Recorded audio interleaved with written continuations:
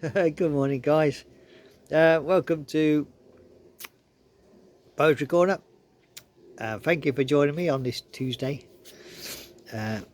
Tuesday, the 16th of December. And we're going back now to A Lighthouse Keeper's Tale. And this is chapter 18, The Name on the Letter.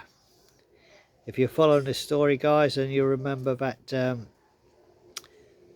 Davy and Lorna found a message in a bottle in the sea, and they read the letter. Now, there's something about the name in the letter, so let's read on to find out what it is. The storm glass on the shelf quivered softly as the wind shifted. Through the sea outside lay calm. Lorna stood at the small table. The bottle and its ghostly message sat before her.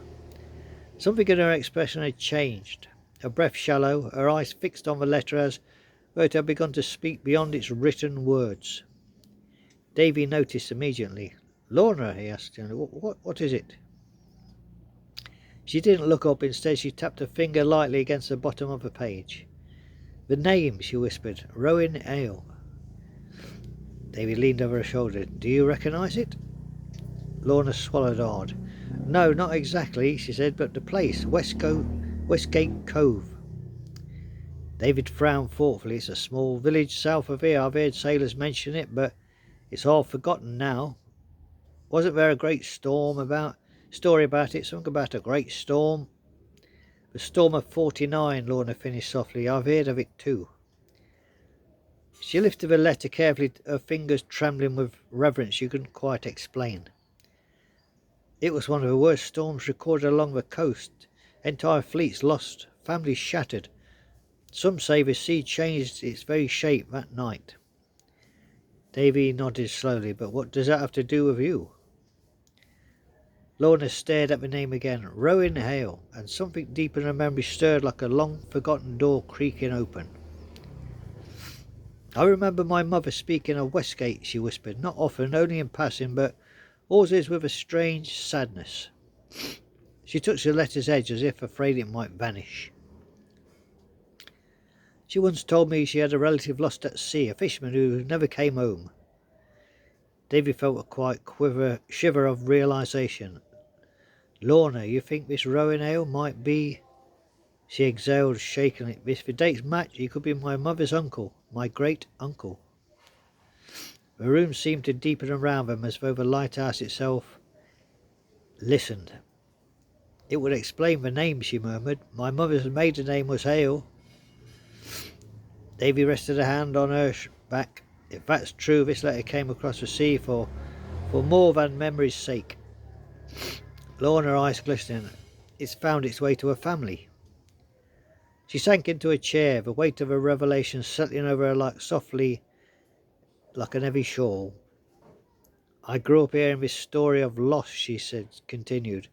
"Stories of the sea taking more than it's ever returned, but never did I imagine that something lost by my own blood would find its way back to me." Davy lowered himself beside her. "The sea didn't just bring you a message, it brought you a piece of where you came from." Silence fell, not empty, but rich, full of echoes. Lorna looked up at him with a small, fragile smile. "It feels like the past is reaching out to me, not to pull me back, but to give me a closure." "Or guidance," Davy added softly. "Yeah, perhaps both," she says. She carefully folded the letter again, her hands steady now, her voice firmer. "I want to go to Westgate Cove," she said, "not to chase ghosts, but to honour him, to see the shore he rode from, to know the truth of where my family story met the sea." Davy answered came with hesitation. "Then we will go." Lorna's breath caught. "Together?" David took her hand and lifted it to his lips. "Always together." Outside, the tide shifted, pulling softly away from the rocks as though giving them room to move forward. The letter lay between them, a fragile relic, a bridge across time. But its message had done more than echo an old storm. It had awakened a lineage, a calling, a quiet promise. But some stories are not lost. They seem to wait for the right art to find them. So there you go, guys. So,